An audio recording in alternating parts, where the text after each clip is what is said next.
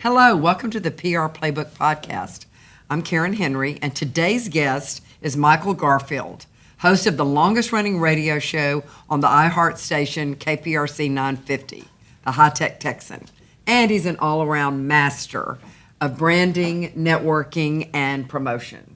Welcome, Michael. Thanks for being here. Karen, stop that. I didn't pay you to say all that stuff. Well, it's great to be here. No, I'm so glad you're here, and I love your pink. You're dressed up for the Barbie movie premiere. Your staff tells me to, come pink. But listen, I've worked with you, the PR boutique, for a while. If your staff tells me to do something, I'm gonna do something. So the point is to remain on your PR list. You've got a great client list, and I just want to kekeep getting invited to all this wonderful thing. So yes. Well, you always will be. Thanks so much. You got it. I guess I wanted to start asking you.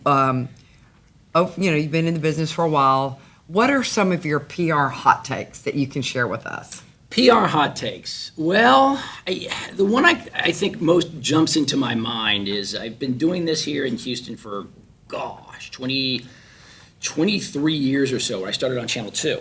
That's where I kind of created my brand of the high-tech Texan. I was on the early morning show, and I started talking about, technology products. And when it was new. When it was new. This is 2000. This is the dot-com era. And, phones were the size of laptops. Laptops were the size of desktops and everything. No one knew. And so I kind of created this persona of the brand where I was going to explain what technology, products, and devices were in easy to understand language. I don't want to use megabytes and gigabytes or anything like that. So I'm on Channel 2, and I remember the news director hired me, and she says, "Can you find something every single day to talk about?" And of course, my first lie to get in the media, of course I can. And it suddenly got harder. And I was on TV doing this for about a month or two, and I remember getting my very first email pitch from a PR company, and I thought I was king. I thought, oh my goodness, I'm somebody now. PR companies are reaching out. And I loved it. I thought it made my job easier. And so the hot take I had, let's go back 20 whatever years, traditional media, newspapers and magazines, and I knew a lot of the magazines or newspaper writers, they didn't look upon PR people quite favorably. They thought they, let them do their own thing, or if you want to pitch me something, you better call between the hours of 12 and 1, and your email has to be formatted, and stop bugging me. I always saw it a different way. I mean, PR, the public relations industry, helps me immensely. You guys, for one, give me ideas of what to talk about, content, what's new, and so I've always had kind of a reverse open arm type of thing for the PR industry. So hot take or not, I continue to have a great relationship with so many PR companies, not only here at Houston, but also now internationally, too, after I've run this year. So hot take or not, thank you for what you're doing. Well, you're welcome. They used to call us Flax. That's exactly. We kind of still do. Yeah. Flaxy flax. And that can be kind of negative, but. That's an easy way to describe it. So in your opinion, what are some of the best PR moves that you have seen concerning brand promotion? Brand promotion nowadays. Well, we'll talk about what's going on right now, because when I started 20 plus years ago, there was really, no internet. I mean, World Wide Web was around, but that was it. And certainly social media was never even being created. But nowadays, I think it's social media. I think that brands are turning to social media of promoting themselves in interesting ways. A lot of them are whimsical. I mean, my personality is I don't take myself too seriously. It's comical, it's fun, it's light, but there's ways to get that message across. Certainly with Twitter and now Threads, which is just taking off like wildfire right now. What is it? Explain what that is.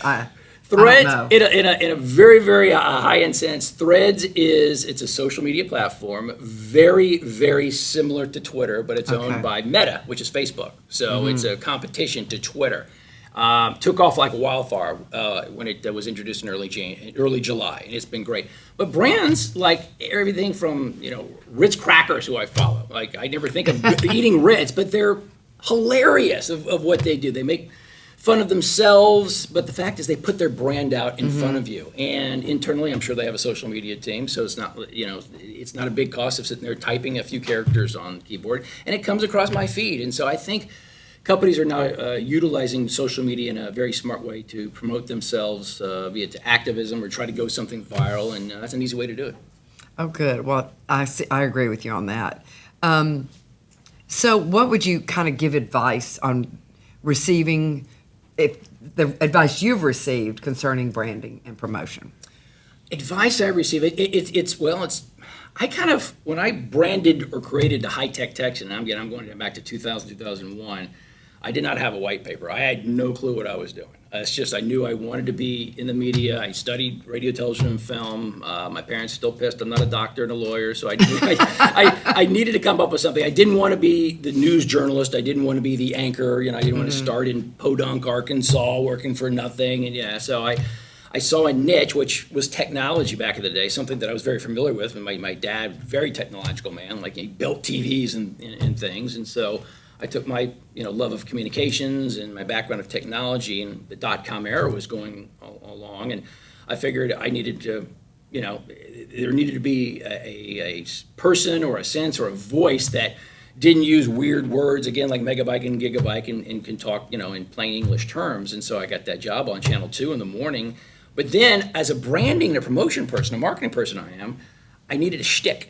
I needed something. I just didn't need Michael Garfield. And so I thought, listen, there's Toucan Sam, there's Charlie Tuna. I mean, everybody's got these brands. Good. And so I'm from Texas, and I'm running one day, and I'm about 6 miles into this run. I'm just thinking of names, and high-tech Texan popped into my name, in my mind. I ran home. I went to find the URL. No one did it. Smartest thing I've done, I trademarked it. Nobody else owns smart. It. I trademarked it, and there's something about, some advice of doing it. If you come up with something, maybe it's the name of a podcast, trademark that so no one can take it from you. And then I think the number one advice I got, and I could tell people, would you just be nice to everybody? Be nice. Don't burn bridges, because it's a very incestuous atmosphere that we work in, certainly in media. You're probably going to work for somebody who fired you 5 years before, or maybe you're going to hire that person also. It's just, be kind. And that's it. Great, so just a few tips. Great tip. I agree with you, by the way, about that. And so as a pitchman, kind of how do you start the writing process, and how do you grab the audience's attention? I deal with a lot of news or breaking news, or this is new vices coming out, or if I review a ton of products, right? From cars to travel to liquor to restaurants or whatever. That's just kind of what's hot right now. And the way I do it in my format is, I'm not serious, because obviously it's radio or social media. I do a lot of correspondent on TV for some of the local or even some of the national things. Sometimes I have 3 minutes. Sometimes I have 2 hours on my show. So I have to understand what's my time limit. And then you've got to grab the attention. If a new phone is being released, it's like, let me give you the top 1 or 2 highlights to grab that attention. This is the first time you've ever seen this thing on a phone. Or if a car comes out, an electric car does something like that. If you've never driven an electric car, let me give you the top 2 or 3 things to worry about, folks. It's that tease that kind of gets you in, instead of just saying, "Hi, here comes a review for the next phone." It's just you got to lead with something to grab their attention, and then just kind of go from there. So does a PR person help you with that by giving you a catchy headline, or leading with like the subject line of the email? Does that help you? It helps with the subject line. It's not so much the questions. It's when I get PR pitches via calls or certainly emails, generally some tips from the PR industry who does it is just like, you better catch me, because I get probably 20 or 30 pitches a day. Give me the first sentence or 2 or 3 tops. It better have something that is going to pertain to me. Like, I don't care about politics. I mean, people should know that. I don't care what's going on in any parts of the world or something. But is this what I cover? We have the consumer lifestyle things, and is it relevant to Houston or Texas or my region? And then here's 1, 2, 3 things. Okay, here's a restaurant. It's opening within a week. Okay, so now I know it's time-sensitive type of thing. So yes, PR companies can help by quickly drilling down to catch the attention of the specific audience. And that's neat. Instead of doing some mass, let's say you guys have, you probably have hundreds and hundreds, if not thousands of people on your list. Sometimes it's better to hone it down to specifically what I'm talking about. Right. And what everybody else has covered, their angle too. Yeah, we try to look at the topic and aggressively but selectively pitch whatever it is to the individual journalist, instead of doing some big e-blast. Yeah. Okay. One more tip if I can add too. Yeah, please. When it comes to the PR folks, and you've got just an actually great staff, and I've worked with all of you and Meredith and just Lainey, and just keeps on going. Having a one-on-one relationship really helps, and over years and years and years, because sometimes I'll get a pitch from somebody I've never heard of, and who are these people? But the fact is, if I get an email that says from Karen Henry, or here's something from Meredith, it's like, okay, I'm going to listen. because I know them and they know exactly what I'm looking for. And so creating a rapport I love that. with those PR folks is very, very important. I think that's extremely important too, and I think everybody in the office knows that. I can just shout out to Meredith because that's been something she's been doing since she's worked for me, and even before working for PR Boutique, she knows how to create a personal relationship with the journalist. Yeah, it's kind of like Meredith told me to wear pink today for I coffee. know. I You wore did pink, exactly what she So I do take a lot of orders. So thank you. I know. I forgot. I feel bad. So this is another question about tech. The growth of the internet. How has that affected what you choose to talk about or how you get your information? It's a treasure trove, without a doubt. Yeah, I mean, when I started the web, if you will, and 20 whatever years ago, looked so different. Social media is out there too, but I follow, let's go back to Twitter, Threads, or even newsletters. I receive things that are pertinent to my devices, my things that I cover, all my consumer lifestyle stuff. If there's restaurants opening, if there's cars coming out. So that's the stuff that I subscribe to that's coming out on a regular basis. And, it's all free now. I mean, you used to, for journalists, you had to have subscriptions. And there's still a lot of subscription type of things. But they're constantly coming in. And it's a 24/7 news cycle, too. So it's not just Monday through Friday. Yeah. So the internet has helped, but it makes you work harder because, there's some news that are breaking around the world and, you're up at 11 at night, 2 in the morning or something. And so, but it's much easier to get the information now than it was years and years ago. And I guess this is kind of a surprise question, but something that's been bugging me lately is this Chat GPT. That's it. And AI.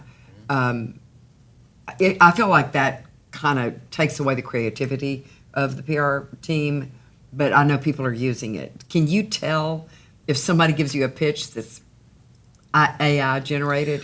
I can't right now, but at some point it's going to get tougher. AI in ChatGPT, which is the automatically generated, they can create images, they can write speeches, they can write a movie script right now, that's the onus behind what's going on with the actor strike and the writer strike right now. Without a doubt, they haven't figured that out.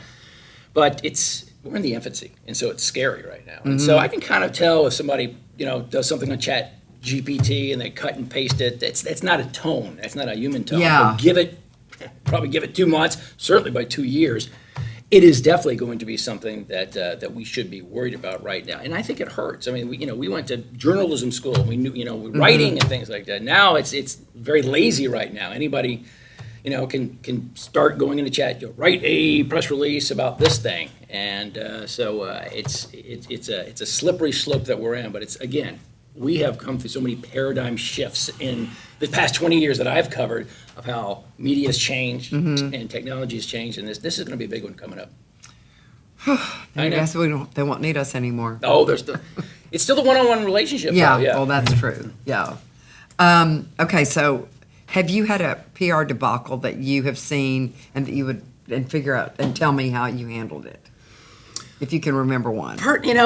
Personally, luckily, no, I really can't. But there's, because of everything's going viral right now, there's brands out there who had issues, going back to the Balenciaga, the shoes, the Kardashians thing. The Bud Light. The Bud Light's another one. And things go viral. I mean, Jason Aldean's got his song going on right now. Because things take off like wildfire. You hope, give it the news cycle, which is maybe give it 24, 48, 72 hours, it dies down. But something like, the Bud Light thing continues to go and go. I think those things take time. And, people are going to, they'll come around to that stuff. But that's where, good PR spin doctors, come in. And you could take the social media, you can go on the apology tour, with the talking heads and points. So I can't point to anything specifically, but it's happening more and more because when people, they start drunk texting or they drunk tweeting or they drunk threading right now, you can ruin your reputation in just a few keystrokes right now. And so that's why it's careful. Yeah, very, very careful of what's going on. Well, that's good. I guess another question is because you've been around for a long time in Houston, how important is it to be involved in the community and for you to understand the community when you are pitching a story or talking about something on any of your programs? Yeah, I think it's very, local guy right now until CNN or ABC picks me up. But I've been doing this for 20 plus years here in Houston, and it's very vital. I'm out in the community. I tried to I'm on the rodeo committee. I volunteer, do stuff for the Boy Scouts here of of the Houston area. But just knowing the community, I laugh about this all the time. One of my good friends, Deborah Duncan, she goes, "Great Day Houston." She goes, "The fact is that you have to be so concentrated here. You can't just hire a reporter, hire somebody, come into Houston, and you're trying to pronounce streets like, how do you pronounce Kirkendall? You have to better know it's Kirkendall because it looks like it's Kuykendall."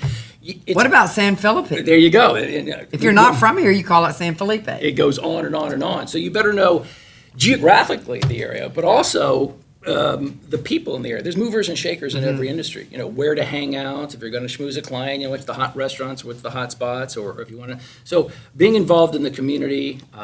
Here I have got 3 boys now. They're out of college, but raising them here and doing things with the kids. I didn't know that. Yeah. So community is very, very big because it gives you a sense of, okay, I know who I'm. So I talk on the radio for for most part of my life. I don't know who I'm talking to. I'm talking to a blank wall in the studio. But it's nice going out where people say, "Oh, I remember 20 years ago when you talked about this." It makes me feel good, like somebody's out there listening. And so it's very good to actually to get out in the community.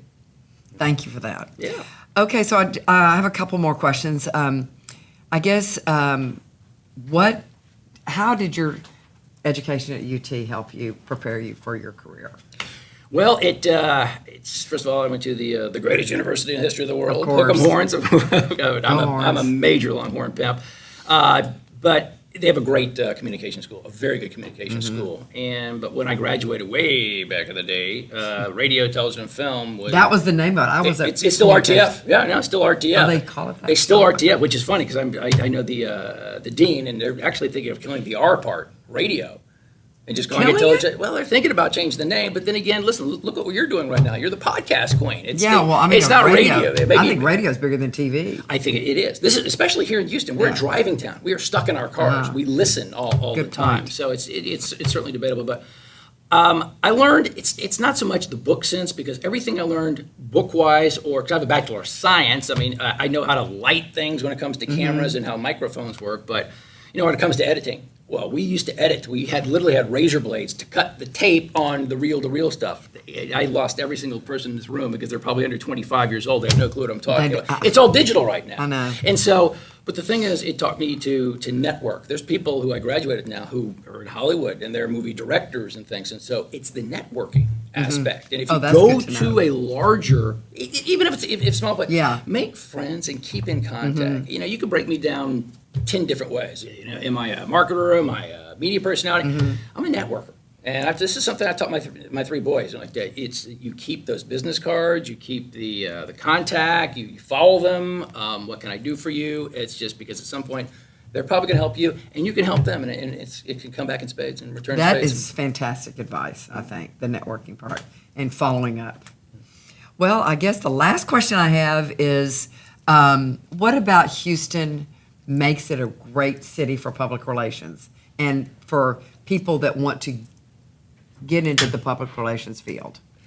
It's a big city, and it's diverse. Obviously, I know you have a lot of clients in the restaurant industry. Oh my goodness, there's a restaurant opening up every other day. Yeah, exactly. So, if you're in public relations, I think Houston is great because it's the 4th largest, almost the 3rd largest city here. I mean, we've got different cultures. It's so big. You had a client that was in Conroe, Texas, that opened last week, but you have them all the way to downtown Houston, whatever. So, if you pick something specifically in the PR field, start honing down if you want to find a job of what does that PR company or what's your passion? Do you like cars? Do you like food? Do you like horticulture? Whatever it is. And then that's where you go after those clients because there's so many consumers here, and I know we're between the recession, whatever, but it's still people need the information. We still need to eat. We still need to get gas. We still need to drive. We still need to go out. But there's so many different things that you can do here in Houston. It's easily accessible to obviously anywhere in the world with our airports and some of the United States. And so I wish you could do something with this damn humidity. Other than that. But it keeps me looking young. I'm actually 85 years old. But I was getting ready to say, I'm happy with humidity because I'm definitely old.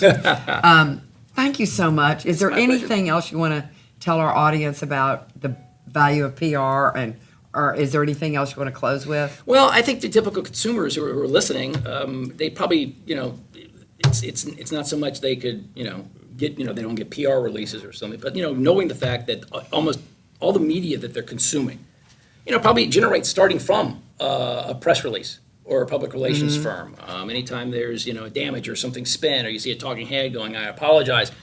A message has been crafted from the PR industry. It's a vital industry, and you guys are very, very experienced in it, as you certainly know. And so it's a fascinating industry that I think it's never going to go away.